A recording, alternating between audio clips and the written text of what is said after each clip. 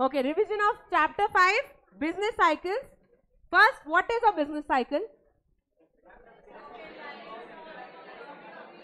How the economic activities run through an economy is what business cycles talk about. There are 4 phases which are trough, expansion, peak and contraction. What are the 2 turning points? Trough and peak. These are the 2 turning points. And when there is a steady growth line, at that time we are saying there is no business cycle. Guys, this is a steady growth line. At this point, we are saying there is no business cycle, it's just a steady growth line which is going on. Yes? Chalo, now let's talk about the 4 phases. Okay? First, ready? Chalo, let's go. Expansion. Increase in national income, employment, aggregate demand, capital, etc. Full employment of resources. Production is at maximum. Involuntary unemployment is almost zero. Increasing prosperity. People enjoy higher level of consumer spending, production, profits. Okay, next. Second, peak. Top or highest point. Inputs are difficult to find as short of their demand. Price increases. Output price also increases. Consumer expenditure is reviewed by individuals. End of expansion. So economic, one second. Very beautiful. Economic growth stabilizes in the point of peak and then it moves in opposite direction, saying that after peak, contraction starts. Now in contraction, what is happening? Fall in investments and employment, which is demand, supply, holding back investments. Okay. Back investments, cancellation of orders of equipment, labor, decrease in input demand, decrease in income, wages, employment. Sir, lowers prices. Consumer postpones purchases. To recession. Very good. I hope you are able to hear your own voice. Okay, chalo. Next. Trough and depression. Severe form of recession and sluggish economic activities. Growth rate becomes negative. National income and expenditure declines rapidly. Demand for product decreases, prices are their lowest. Shutdown of a lot of businesses, mounting unemployment,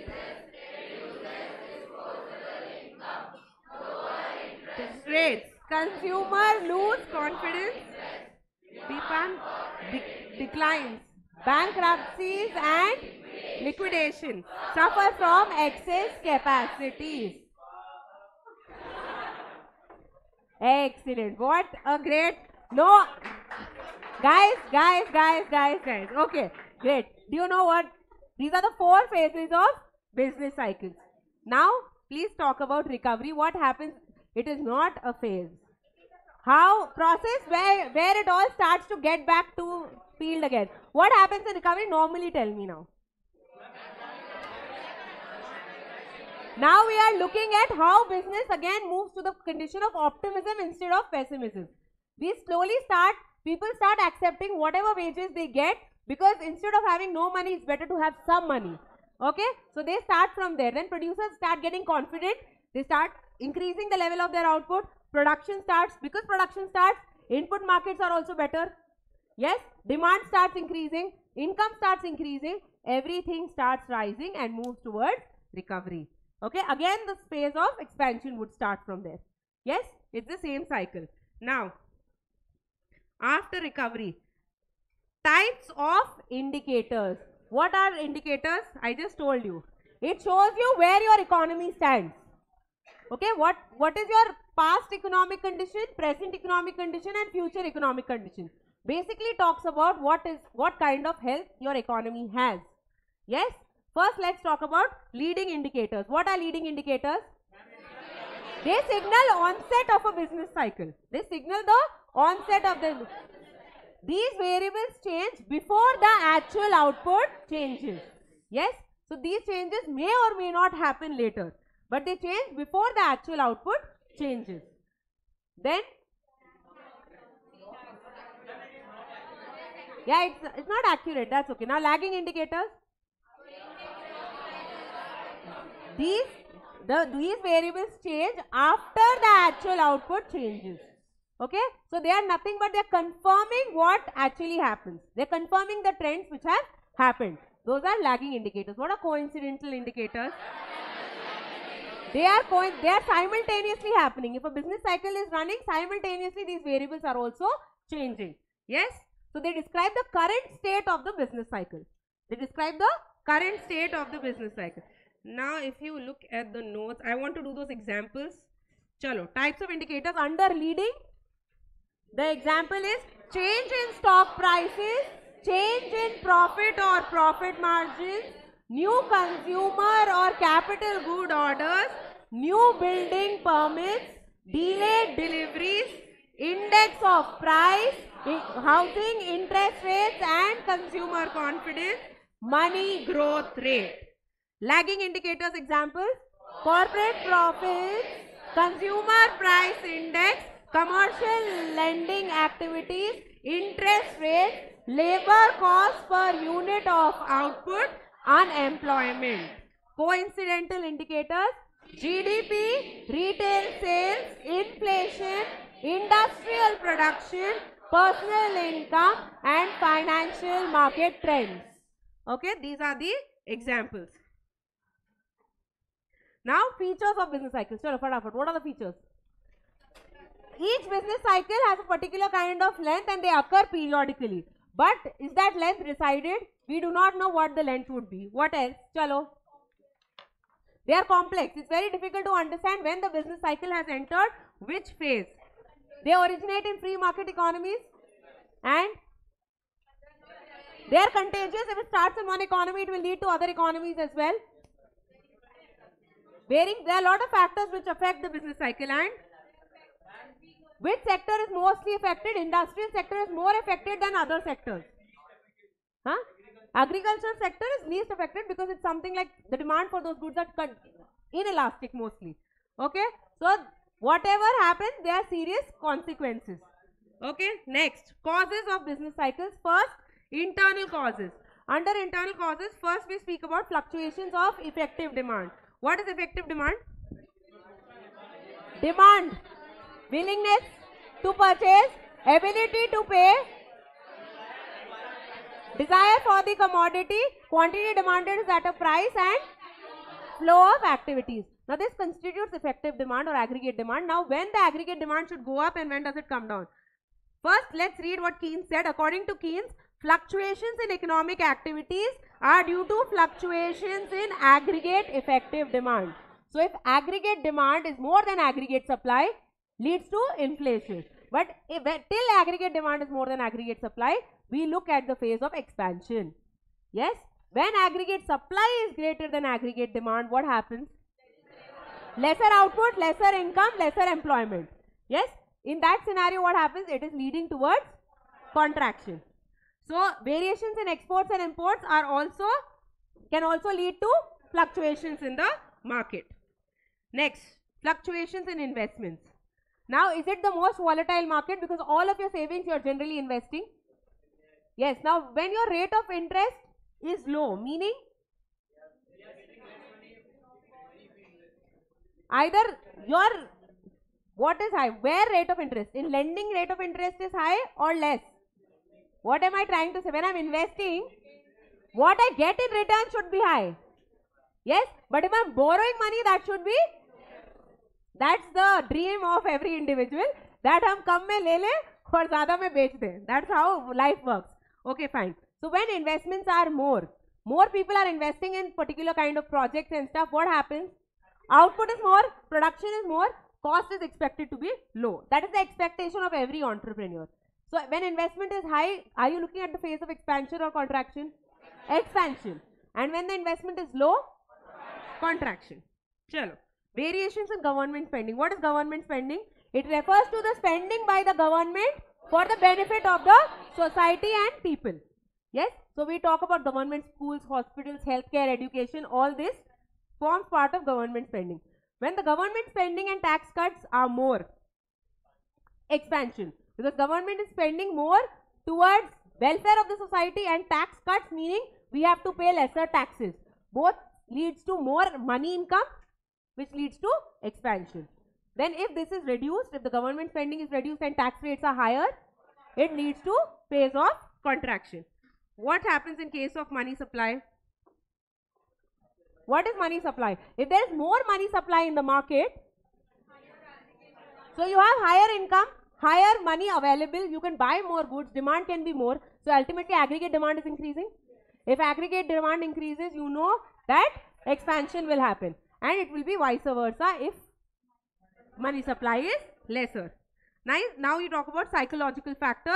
According to Pigou, modern business activities are based on the anticipations of business community and are affected by the waves of optimism or pessimism. Now under optimism, you are talking about the producers, the entrepreneurs are optimistic that things are going to be better in the future. They are expecting profits only. They are investing more. They are producing more, meaning they are looking for expansion. And when they are pessimistic, they are saying, no, let's not invest much. Let's keep safe stocks. In that case, they are moving towards contraction. Now, two more people. Schumpeter's innovation theory, that is trade cycles occur as a result of innovations which take place in the system from time to time. Now, Cobweb theory given by Nicholas Calder, business cycles result from the fact that present prices substantially influence the production at some future date. Is it clear? Now, external causes. Wars. When wars happen, most of the money is put towards defense of the company rather than industrial sector and other sectors. So, when the demand for other things, though it is there is no supply happening. Okay? So, automatically that is the cause for business cycle. It will lead to contraction. Then what is post-war reconstruction? When everything is gone bad, you start again from the stage of trough. You are reconstructing your output, your income, your employment rates, every possible sector you have to again reconstruct. So this you can say is again the phase of expansion, from trough to expansion. Technological shocks, meaning either there is a boom in the market because of a new technology coming in. Yes. So that boom happens, that is the expansion. You're leading to the phase of expansion, saying if there is obsolete technology which is not giving any more benefits, it's stagnant, it will lead to contraction. Natural factors, this is not in our hands. What are natural factors? You have to just be prepared. If something affects, you need to know how to deal with it. But will this cause a business cycle? Population growth. When growth of population is more than rate of economic growth, then obviously it would lead to contraction. So whatever happens in one nation or one economy, somewhere maybe it will not have that great effect on other economies, but there will be effect on other economies. Now, relevance of business cycle in business decision making. First decision making you need to know, you need to understand business cycles in such a way that you are able to frame appropriate policies for your own business. You need to understand what happens if there is economic downturn, how would you deal with it? If there is recession, how would you deal with it? Yes? And what are cyclical businesses? Fortunes of businesses which are connected with the economic activities are called cyclical businesses. As economic activities change or economic cycle changes, these business activities, profit also start getting affected. Some businesses do well when there is economic downturn. These are alternatives for expensive products. These do better when the industry is contracting or the business cycle leads to contraction. Yes? What else? Prediction of future, yes. You have to predict what's going to happen and then accordingly take decisions for your organization. Product cost? Yeah, when to launch the product, when to enter the market. As a new entrepreneur, I'll see when to enter the market. I will never want to enter in the stage of contraction or trough. I will always want to enter in the stage of expansion or peak. Yes? These are the stages I will look to come into, and the product also would be launched accordingly. Any other point which I am missing here? First, let me finish and then we'll ask doubts. Yes, covered all of them. Now here we are speaking about 3 cases. First, Great Depression of 1930. What does Great Depression of 1930 talk about? Come on. What happens? First you tell me what happens in long. First, everything is declining in this process.